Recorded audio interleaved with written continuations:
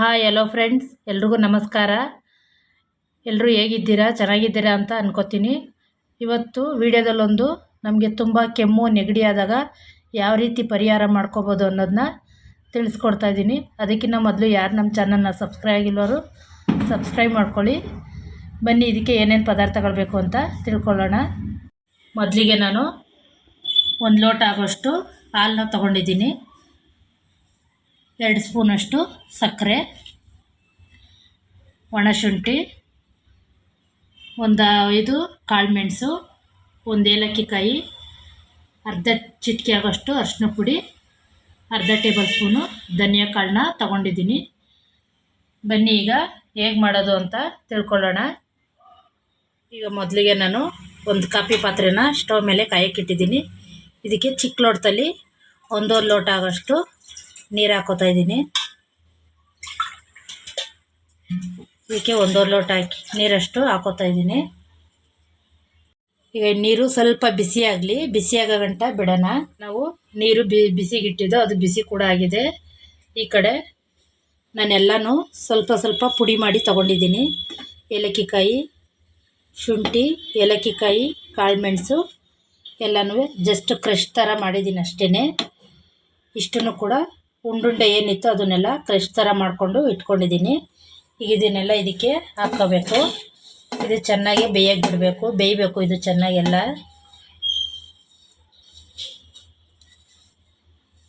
ಈ ಹಾಲು ನೀವು ಕುಡಿತಾ ಇದ್ದರೆ ನಮಗೆ ಶೀತ ಕೆಮ್ಮು ಆದಾಗ ಈ ಹಾಲನ್ನ ಮಾಡ್ಕೊಂಡು ಕುಡಿಯೋದ್ರಿಂದ 2 ಟೈಮ್ ಕುಡಿದ್ರೆ ಸಾಕು, ಬೇಗನೆ ನಮಗೆ ಶೀತ ಕೆಮ್ಮು ಆ ಥರ ಆಗಿರೋದೆಲ್ಲ ಬೇಗ ಕಡಿಮೆ ಆಗುತ್ತೆ.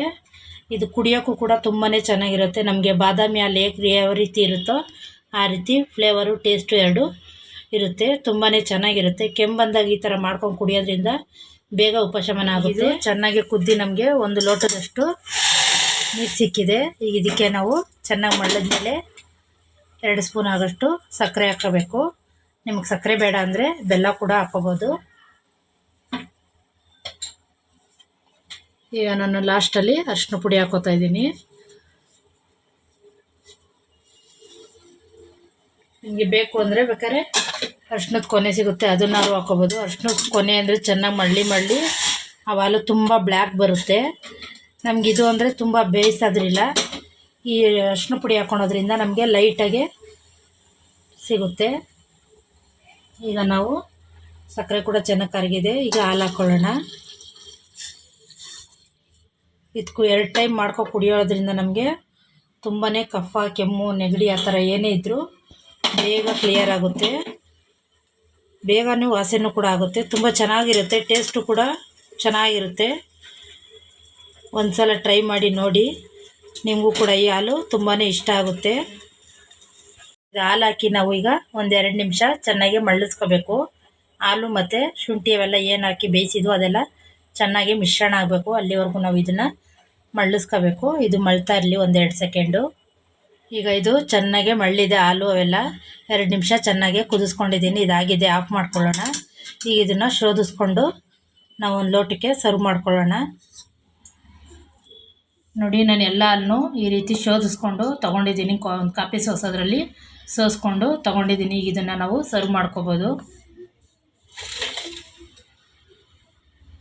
ಈ ಬಾದಾಮಿ ಹಾಲಂತೂ ತುಂಬಾ ಟೇಸ್ಟಿಯಾಗಿರುತ್ತೆ, ರುಚಿಯಾಗೂ ಇರುತ್ತೆ ಕೂಡ.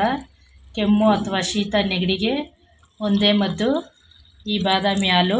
ತುಂಬಾ ಟೇಸ್ಟಿಯಾಗಿರುತ್ತೆ, ರುಚಿ ಕೂಡ ಹಂಗೆ ಇರುತ್ತೆ.